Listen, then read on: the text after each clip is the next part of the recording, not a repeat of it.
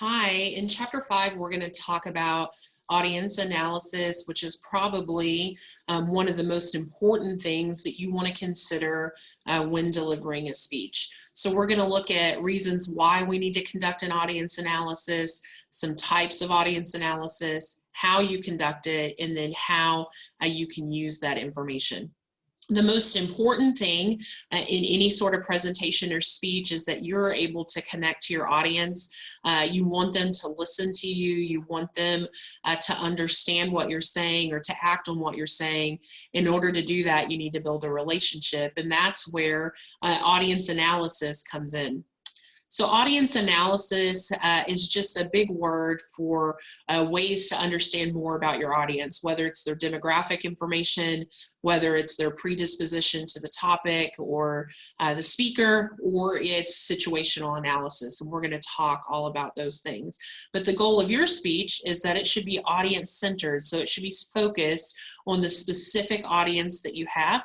You're not going to deliver a speech to a class of kindergarteners as the same way you would to a senior citizen home. So think about your audience in every step of the way, from the time you choose your topic to how you support and craft that material to how you're presenting it. So there's some things we want to do, and I want to talk about briefly just some reasons why we conduct audience analysis and talk about some general tips. First is that acknowledging your audience helps you to connect with them. So if you acknowledge and try to tie specifically to the audience, it lets them know that you've taken some thought to connect it to them. So if you're speaking to a group of people that you know are upset because there aren't enough sidewalks in Pottsboro, make that connection to them. Talk about, how you live in Pottsboro. All of those sorts of things can help you do that. Remember that one of your responsibilities as a speaker is to select a topic that's worth listening to for your particular audience. So don't spend time telling them things that they already know or that isn't going to connect to them. You don't want to waste their time. You want to find a way to connect your topic to your audience. You also want to adapt your message to the audience. Don't use big language and jargon.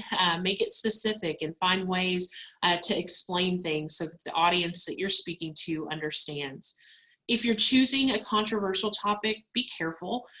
You know that on those topics you have very strong beliefs on, and so do other people, and they may not be the same beliefs as yours. And so choose those topics carefully. You're going to have to do a lot more work in order to convince someone to believe opposite of what they currently believe. And then adapt your speech to your audience needs, and we'll talk about this some more. But each audience member has their own frame of reference, which is experience that they have that they're filtering that topic through. And so you want to adapt it to them as possible. Of course, you want to avoid things like ethnocentrism, racism, sexism. You want to realize that when you're speaking, especially to diverse audiences, to take that into account. And then finally, you need to speak ethically and then also with sincerity. So ethos is one of the things that means credibility, and you are credible when your audience thinks that you're trustworthy and sincere. So try to make strong connections to your audience in that way. There are 3 basic types of audience analysis.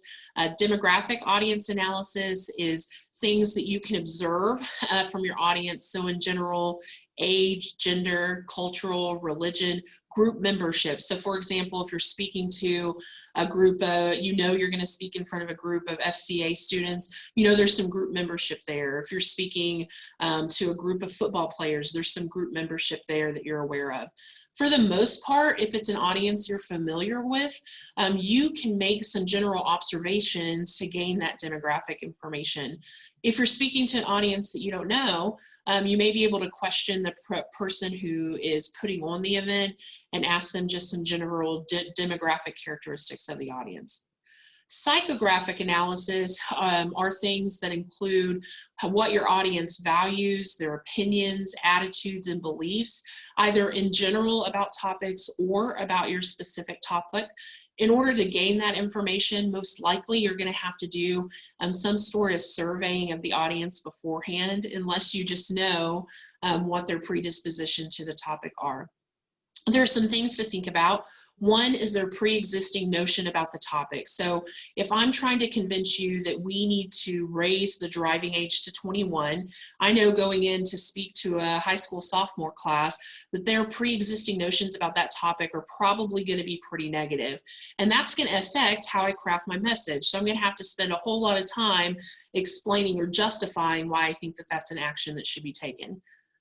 Other things you want to consider are pre-existing notions about the speaker. Do they know you as a speaker? Have they had any experience with you? And are those positive or negative effects that are there? The last type of audience analysis is situational audience analysis, which looks at the characteristics related to the situation that you're in, both in terms of the audience and physical setting. So audience size matters. Usually the larger the audience, the more formal the speech is. You can use less slang and specific terms that are there. The occasion matters. You know, speaking at a graduation ceremony and speaking at a school board meeting are two very different things, and you want to consider, is your topic appropriate for the occasion? And then what type of audience? Are they there voluntarily? Are they there because they want to hear about information? Are they there non-voluntarily? They've been forced to go or told to go. Are they a hostile audience? Do they not want to hear what you want to have to say? And then finally, it's just the physical setting of the speech. Are you giving the speech in a classroom where you'll have access to, you know, PowerPoint and computer generated visual aids? Do you have the ability to show a video? Do you have the ability to move around? All of those sort of things, the time of day, etc., you want to consider when you're looking at audience analysis. So there are some ways to gather information. You can observe a lot of information. That's in particular of demographic information. Most of the time in terms of situational and audience analysis, that's something you've been told or you know. The one thing I would tell you is that make sure, if you can, look at the space that you're going to speak in so that you have a good idea of what presentation aids you can use, how loud you need to be, what limitations and things there are there. In terms of psychographic analysis, there are two main ways that you can interview audience members or do surveys. The other are focus groups, which are small groups of people that you would get together and have a conversation about that. You also may be able to use some existing information if there's demographic information on Pottsboro that's published by the state of Texas, for example. You may be able to use that if somebody else has surveyed people in your area or people in the audience before about certain things. You can try to use that. Just remember, when you make generalizations, that's okay, but you need to keep in mind that not everybody in the group is going to believe that and those things. So it should just generally help to give you some more information about the audience. Some things that you want to consider after you've done your audience analysis is prepare your content with the audience in mind. So if I know the majority of my audience are going to be teenagers, then how I connect to them, the types of visual aids I'm going to use, all of those things are going to be geared towards them.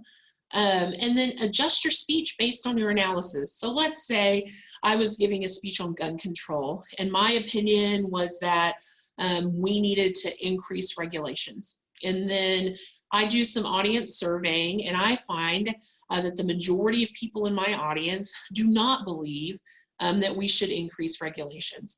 That doesn't mean I need to change my stance on the topic. It does mean that I know I'm going to have to spend a lot more time trying to justify my point. So I may have to provide a lot more evidence. I may have to provide evidence from sources that they would deem as accurate in order to gain some compliance there.